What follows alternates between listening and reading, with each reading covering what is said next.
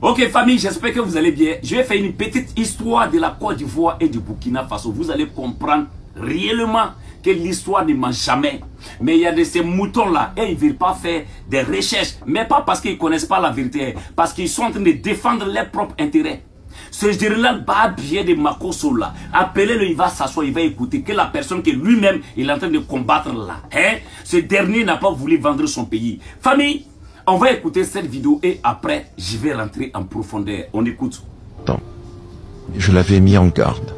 Focard m'avait Partagez la vidéo, écoutez bien. fait venir chez lui, rue de Prony à Paris. Et il m'avait dit, Robert, avertissez votre ami Thomas d'être très prudent, parce que il va y avoir un coup venu du plus proche d'entre lui, d'entre ces hommes, du plus proche. Il ne m'a pas parlé de Compaoré.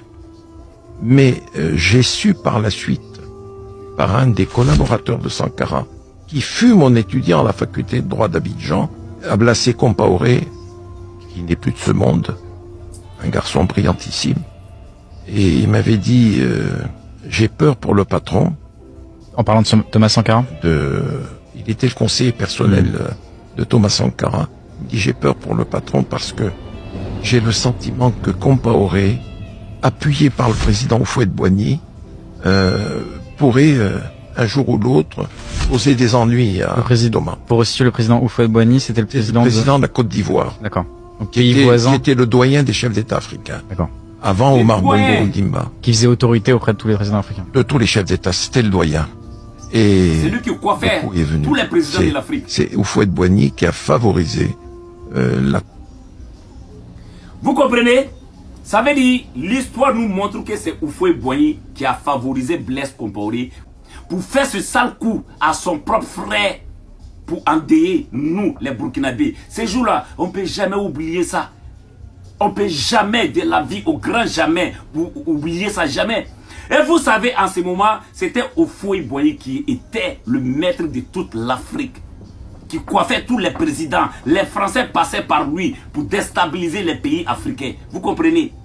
Et avant que cette démocratie va s'installer ici en Afrique, là, Thomas Sankara a créé la révolution. Et cette révolution a été créée ici au Burkina Faso. Vous comprenez? La maison Sahel là, si vous voulez après, je vais vous présenter. Et il y avait la maison des Ivoiriens, des Ghanéens, ils étaient là. Est-ce qu'ils n'étaient pas quatre pays comme ça? Parce que les Français ont su que hey, ce qu'ils sont en train de faire là, si ça prend de l'ampleur là, c'est pas bon pour eux. Qu'est-ce qu'il faut faire? Ils sont passés par Houphouët-Boigny pour installer la démocratie. Et c'est dans cette démocratie-là que la révolution s'est retrouvée en Côte d'Ivoire. Côte d'Ivoire, Burkina. C'est-à-dire qu'ils se partageaient comme ça pour faire des réunions. Et c'est dans ça qu'ils ont eu Thomas Sankara pour les faire du mal. On n'a jamais oublié ça. Maintenant, vous qui parlez, écoutez cette vidéo-là et vous allez comprendre quelque chose de ce que je vais vous dire. On va écouter cette vidéo. Quand ils ont fait ça à Thomas Sankara là, Blaise a pris le pouvoir là. Qu'est-ce que Blaise voulait faire avec la Côte d'Ivoire? Vous allez comprendre. Écoutez cette vidéo. Que un parti politique, les gens ne cotisent pas. C'est le président du parti qui lui-même est obligé de financer pour le parti. Donc il fallait trouver un financier. C'est comme ça qu'une négociation a eu lieu entre Gbagbo et Blaise. Gbagbo voulait prendre le pouvoir en Côte d'Ivoire. Blaise, ayant des intérêts sur la Côte d'Ivoire, a donc décidé les deux de faire un deal. Blaise dit, je te donne 20 millions de francs CFA par mois à partir du mois de janvier 1989 jusqu'à ton accession au pouvoir en contrepartie.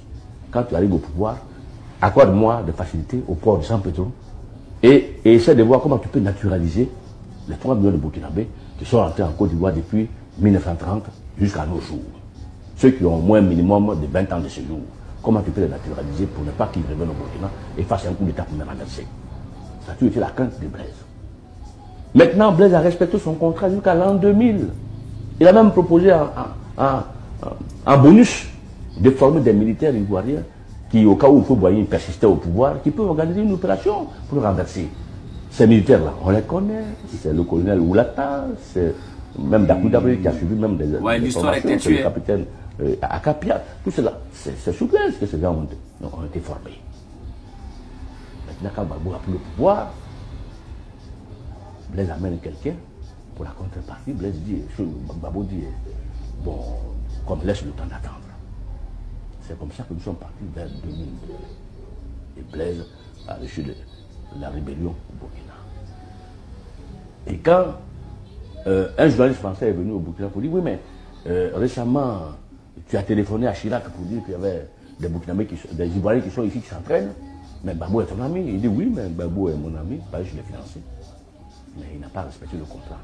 C'est pour cela que je ne suis pas réfugié quand les Ivoiriens sont venus s'entraîner ici pour le renverser.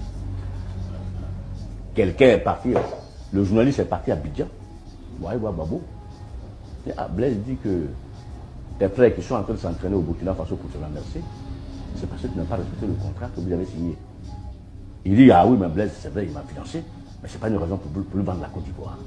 Donc on comprend bien pourquoi Blaise a soutenu Guillaume Soro et sa rébellion pour frapper la Côte d'Ivoire en 2002.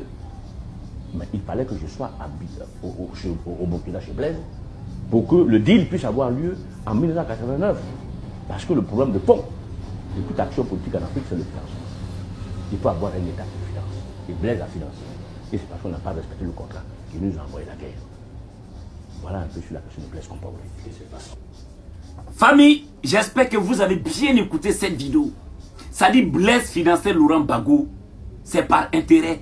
Vous comprenez? Quand Gbagbo va venir au pouvoir là, ça dit lui, il va avoir accès à toute la Côte d'Ivoire. Ça dit ce que Blaise voulait faire. Mais comme Gbagbo aussi, qui aime son pays, qui n'est pas venu pour vendre son pays là, n'a pas accepté. C'est pas Blaise seulement qui l'a fait ça. Même aux Français, quand Gbagbo part pour faire des réunions, quand ils viennent là, il dit lui n'est pas d'accord. Lui ne peut pas vendre son pays. C'est quelqu'un qui a aimé son pays. Et c'est lui là, vous êtes en train de combattre aujourd'hui. Et je vois des personnes dire qu'au temps de Laurent Gbagbo là, que les gens de Gbagbo ont fatigué les Burkinabés. C'est les Burkinabés même qui ont fatigué ses frères Burkinabés pour mettre la faute sur Laurent Gbagbo. C'est ce que vous ne voulez pas dire. Quand Gbagbo a pris le pouvoir là, c'est quel Burkinabé qui souffrait avant que la rébellion même va commencer? C'est quand la rébellion a commencé là, ceux qui sont allés pour attaquer la Côte d'Ivoire là, ce sont ces mêmes là qui fatiguaient les Burkinabés là-bas en mettant sur Laurent Gbagbo. Vous ne comprenez pas? Oh ben vous êtes bêtes. C'est vrai, vous êtes bêtes, vous êtes des moutons, vous ne pouvez pas comprendre ça. Vous êtes en train de combattre quelqu'un qui a aimé son pays. Vous comprenez? La première faute là, que Houphouët et Blaise ils ont fait pour tuer Thomas Sankara là. La première fois on était dans Gaou, mais la deuxième fois là, ça ne va pas arriver ici, jamais de la vie. On va combattre ça jusqu'à notre dernier souffle. Ce combat là, on va le faire et on va la mener. Sans peur. Wallahi bilay. Si notre vie est restée dans ça là, c'est Dieu qui a voulu, c'est Dieu qui a décidé comme ça. C'est de ça qu'il s'agit, on va combattre ça. Vous êtes en train de combattre quelqu'un qui a aimé votre pays. Vous les Ivoiriens là, ouvrez bien les yeux. Le meilleur président de la Côte d'Ivoire, c'est Laurent Gbagbo. Je vous dis et je vous le répète. Aujourd'hui là, qui est le maître de l'Afrique? Qui est le maître de l'Afrique? Autant de Blaise là, c'est Blaise qui coiffait tout le monde en Afrique. Quand quelqu'un s'élève de gauche à droite pour parler là, la France passe par Blaise pour le déstabiliser. Mais aujourd'hui, Blaise qui n'est plus au pouvoir, Blaise qui est à Abidjan là-bas, et chez Alassane Ouattara là, qui est le maître de l'Afrique aujourd'hui? Vous ne réfléchissez pas, mais vous êtes bêtes. Vous allez comprendre un jour. On est ensemble.